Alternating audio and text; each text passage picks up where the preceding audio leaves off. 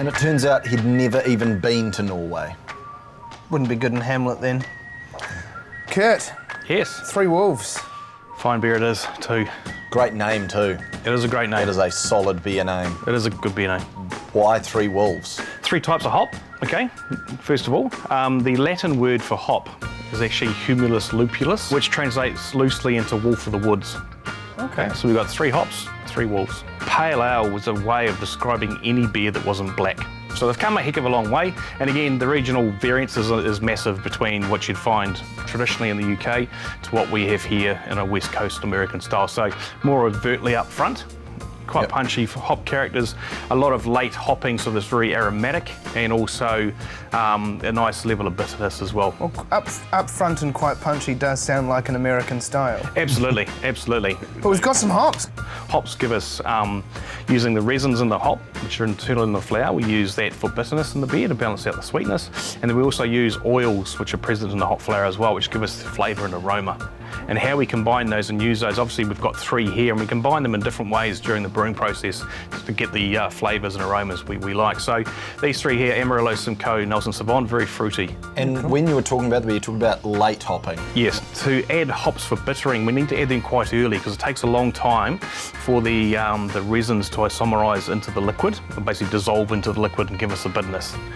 We add the aromatic hops really, really late because if we add them too early, the oils are quite volatile and they just flare up the chimney and we lose all the quality we want. So we add them very, very late, literally as we turn the kettle off.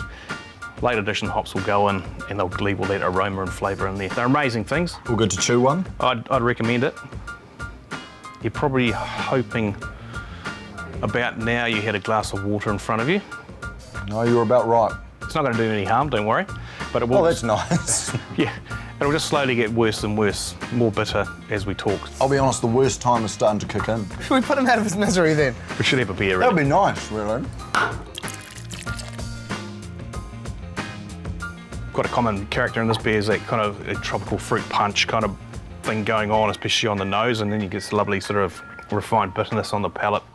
Now, what kind of food pairing would you go for with a pale ale? I firmly believe pale ales are probably one of the most versatile food matching beers. Foods that are quite out there, expressive flavours as well. They'll handle quite strong flavours. They'll handle dishes with many different flavours on it. It'll also handle a bit of heat.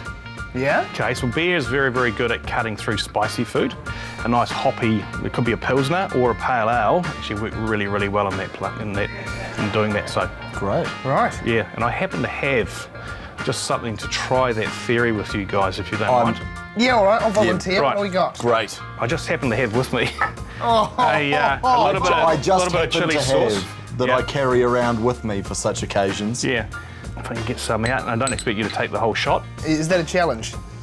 And I mean, tasting with my eyes, I can see that it's Chili sauce. and then smelling it, it smells very hot. Be brave. Yep. It's there. Right, give it a go. Immediately better. Yeah?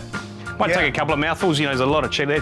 You're not typically going to sit down and drink a shot of chili sauce unless you're completely nuts, but imagine something, you know, it could be a Thai curry, something, you know, an Indian curry, a spicy pizza. You know, something with a bit of chili on it. It works really well at cutting through that heat. Right. Well, I feel like Go we on. need to give you something disgusting to eat. Oh, no, I'm all right. I've done it all before. Grew up in a family where we eat everything. And so did Hannibal Lecter.